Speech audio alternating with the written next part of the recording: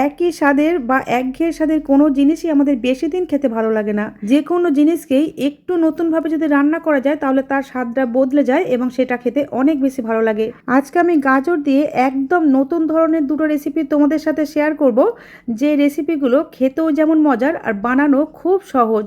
আর যারা গাজর খায় না তারাও কিন্তু এই রেসিপিগুলো চেয়ে চেয়ে খাবে। নমস্কার বন্ধুরা, বেঙ্গলি ওভেনে তোমাদের সবাইকে স্বাগত জানাই। এই রেসিপিগুলো তৈরি করার জন্য আমি এখানে মাঝারি সাইজের দুটো গাজরকে গাগুলো হালকা করে চেঁচে বাদ দিয়ে এইভাবে ছোটো ছোটো টুকরো করে কেটে নিয়েছি। এখন এই কেটে নেওয়ার টুকরোগুলোকে মিক্সিং গ্রাইন্ডারের মধ্যে দিয়ে এর মধ্যে দিয়ে দিলাম হাফ বাটি দুধ। এই দুধটা দিয়ে একটা ফাইন পেস্ট তৈরি করে নেব। এই দুধের পরিবর্তে জলও ব্যবহার করতে পারবে, তবে দুধটা দিয়ে তৈরি করলে খেতে অনেক বেশি টেস্টি হবে। বন্ধুরা দেখো, আমি এইভাবে একটা ফাইন পেস্ট তৈরি করে নিয়েছি। আজকে আমি গাজর দিয়ে একদম আলাদা আলাদা স্বাদের দুটো পিঠা রেসিপি তোমাদের সাথে শেয়ার করব। আর যে পিঠাগুলো বানিয়েছি আমি একই ডো থেকে। আর এই ডোটা তৈরি করার জন্য ওভেনে একটা কড়া বসিয়ে প্রথমে কড়াটাকে ভালোভাবে গরম করে নিয়ে তারপর এর মধ্যে দিয়ে দিয়েছি 1 চামচ ঘি। ঘিটাকে হালকা করে গরম করে নিয়ে কড়ার চারপাশে একটু লাগিয়ে নিয়ে এখন দুধ আর গাজরের পেস্টটা এই গরম ঘিয়ের মধ্যে ঢেলে দিচ্ছি। আর ফ্লেমটাকে কিন্তু এই সময়তে লোতে রেখেছি। এখন এই ঘিয়ের সাথে গাজরের পেস্টটাকে 30 থেকে 40 সেকেন্ড মতো নাড়াচাড়া করে নিয়ে এর মধ্যে দিয়ে দিলাম স্বাদ মতো লবণ আর দিচ্ছি 2 টেবিল চামচের মতো চিনি। এই মিষ্টির পরিমাণটা নিজেদের স্বাদ অনুযায়ী কমিয়ে বা বাড়িয়ে নেবে। আর দিলাম 2 টেবিল চামচ কোরানো নারকেল। এই নারকেল কোড়াটা হাতের কাছে থাকলে দেবে, খেতে ভালো লাগবে। এখন সব কিছুকে একসাথে একটু ভেজে নিতে হবে। আর এই সময় গ্যাসের ফ্লেমটা একটু বাড়িয়ে লো টু মিডিয়ামে রেখেছি। গাজরটাকে 1.5 থেকে 2 মিনিট ভেজে নেওয়ার পর এর মধ্যে দিয়ে দিলাম হাফ বাটি চালের গুঁড়ি। যে বাটির মাপে দুধ মেপেছিলাম ওই বাটির মাপই বাকি উপকরণগুলো দিয়ে দিচ্ছি। আর সাথে দিলাম ওই একই বাটির মাপে হাফ বাটি সুজি। এই সুজি আর চালের গুঁড়িটা এই গাজরের সাথে একটু ভেজে নিতে হবে। আর ফ্লেমটাকে কিন্তু লো টু মিডিয়ামই রাখতে হবে। আমি এগুলোকে 2 মিনিট মতো ভেজে নিয়েছি। এখন এর মধ্যে দিয়ে দিচ্ছি লিকুইড দুধ। ওই একই বাটির মাপ করে 1 বাটি দুধ নিয়েছি, তার থেকে 3 টেবিল চামচ মতো দুধ রেখে দিয়ে বাকি দুধটা এর মধ্যে ঢেলে দিয়েছি। দুধটা দেবার পর ফ্লেমটাকে লো করে দিয়ে অনবরত নাড়াচাড়া করে এটাকে একটা ডোয়ের ফর্মে নিয়ে চলে আসতে হবে। এইভাবে 2 থেকে 2.5 মিনিট নাড়াচাড়া করতে করতেই দেখবে এর সমস্ত ময়েশ্চার অ্যাবজর্ব করে এটা একটা ডোয়ের ফর্মে চলে এসেছে। আর ডোটা কিন্তু খুব বেশি শক্তও হবে না, আবার খুব বেশি নরম হবে না। মিডিয়াম একটা ডো তৈরি করতে হবে, বেশি নরম হলে পিঠাগুলো তৈরি করতে অসুবিধা হবে। বন্ধুরা দেখো, এইরকম অবস্থা নামিয়ে নিয়েছি। এটা ঠান্ডা হলে কিন্তু আরও একটু শক্ত হয়ে যাবে। এখন খুব গরম, অল্প একটু ঠান্ডা হতে থাক, ততক্ষণ আমরা ওভেনের মধ্যে একটা পাত্রতে কিছু জল নিয়ে জলটাকে ফুটতে দিয়েছি। আর ফ্লেমটাকে এখন কম করে রেখেছি, কারণ ডোটা মেখে পিঠাগুলো তৈরি করতে একটু সময় লাগবে। এখন হাতের মধ্যে একটু ঘি বা তেল মেখে নিয়ে ডোটাকে কিন্তু মেখে নিতে হবে। হাতের মধ্যে লেগে লেগে গেলে আরও একটু ঘি বা তেল মেখে নিতে হবে। দেখবে হাতের মধ্যে আর লেগে যাচ্ছে না। ডোটাকে একদম মসৃণ করে মেখে নিতে হবে। এই যে আমি এইভাবে মসৃণ করে মেখে নিয়েছি। এই ডোটা থেকে যেহেতু আমরা 2 রকমের পিঠা তৈরি করব, তার জন্য কিছুটা ডো রেখে দিয়ে বাকি ডোগুলোকে এইভাবে লেচি কেটে নিয়েছিলাম। আর এক একটা লেচি নিয়ে এইভাবে হাতের সাহায্যে রোল করে নিচ্ছি। এইভাবে 3টে লেচিকে রোল করে নিয়েছি। এর থেকে একটা রোল নিয়ে কিচেন কাউন্টারের ওপর রেখে এইভাবে হাত দিয়ে একটু সমান করে রোলটাকে তৈরি করে নিচ্ছি। সমান করে তৈরি করা হয়ে গেলে হাতের তালু দিয়ে হালকা করে চাপ দিয়ে একটু চেপটে দিলাম। এখন নিয়েছি একটা ছুরি। এই ছুরির মধ্যে একটু তেল বা ঘি মেখে নিতে হবে। আমি একটু তেল মাখিয়ে নিয়েছি। তারপর ছুরিটা দিয়ে এইভাবে একটু তির্যকভাবে রেখে একটু বেঁকিয়ে বেঁকে কাটতে হবে। বন্ধুরা দেখো আমি কিভাবে কাটছি। এইভাবে কেটে নিলে পিঠাগুলো দেখতে বেশ ভালো লাগে।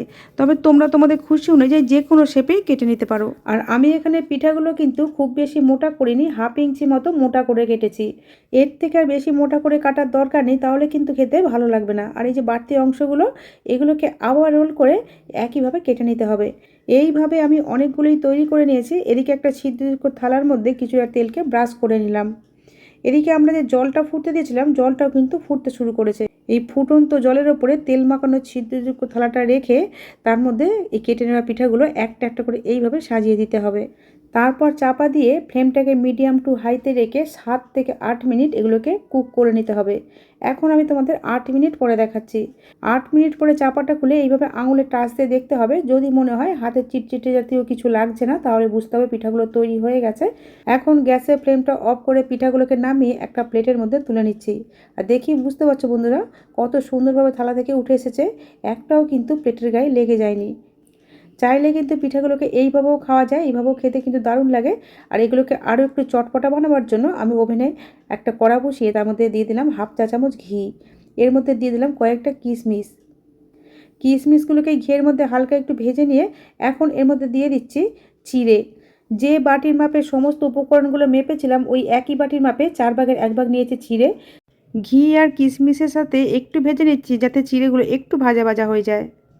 আর এগুলো ভাজার সময় কিন্তু ফ্লেমটাকে একদম কমিয়ে রাখতে হবে। এখন দিয়ে দিলাম বেশ কিছুটা পরিমাণে কোরানো নারকেল। এই নারকেলের পরিমাণটা নিজেদের খুশি অনুযায়ী কমিয়ে বা বাড়িয়ে নেওয়া যাবে। আর এখানে আমি ফ্রেশ নারকেল কোড়াটা ব্যবহার করেছি, চাইলে কিন্তু ডেসিকেটেড কোকোনাটটাও ব্যবহার করা যাবে। নারকেলগুলোকেও একসাথে একটু ভেজে নিয়ে এখন এর মধ্যে দিয়ে দিলাম নলেন গুড়। এই গুড়ের পরিমাণটাও নিজেদের খুশি অনুযায়ী কমিয়ে বা বাড়িয়ে নিতে পারো। আমি এখানে যে বাটির মাপ করে সমস্ত উপকরণগুলো নিয়েছিলাম ওই বাটির মাপে 3 ভাগের 1 ভাগ গুড় দিয়েছি।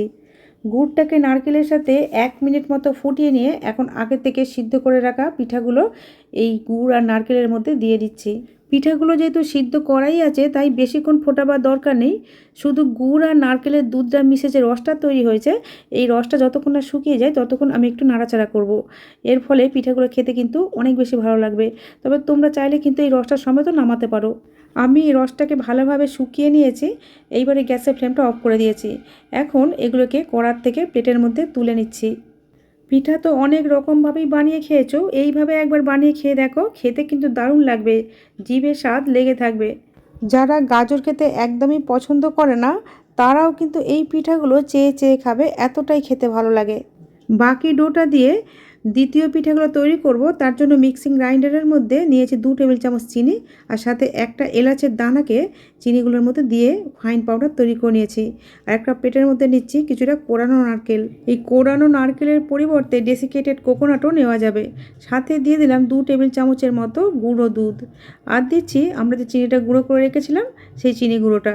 তবে সবটা দেবো না, কিছুটা রেখে দিলাম কারণ নাহলে বেশি মিষ্টি হয়ে যাবে। এখন সমস্ত উপকরণগুলোকে একটা চামচের সাহায্যে খুব ভালোভাবে মিশিয়ে নিয়েছি।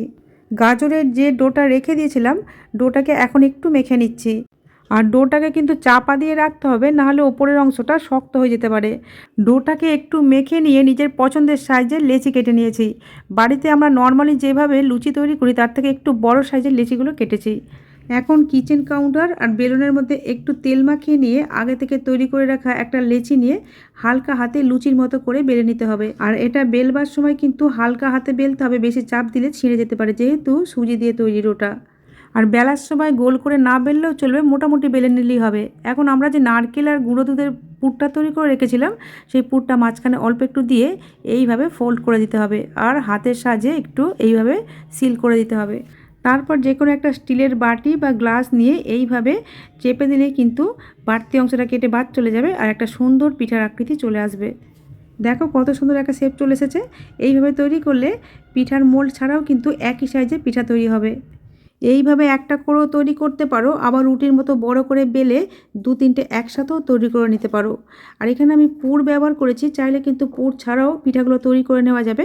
বেলন দিয়ে একটু মোটা করে বেলে ছুরি দিয়ে চৌকো, আয়তকার বা ত্রিভুজাকৃতি করে কেটে নিলেই হবে। পুর ছাড়াও কিন্তু এই পিঠাগুলো খেতে দারুণ লাগে। এই পিঠাগুলোকে এখন তেলে ভেজে নেব। তার জন্য ওভেনে একটা কড়ার মধ্যে কিছুটা তেলকে আগে থেকে গরম করতে দিয়েছিলাম। তেলটা যখন মোটামুটি গরম হয়ে গেছে তখন তৈরি করে রাখা পিঠাগুলো একটা একটা করে কড়ার মধ্যে দিয়ে দিয়েছি। তারপর এইভাবে উল্টে পাল্টে সুন্দর ব্রাউন কালার করে ভেজে নিতে হবে।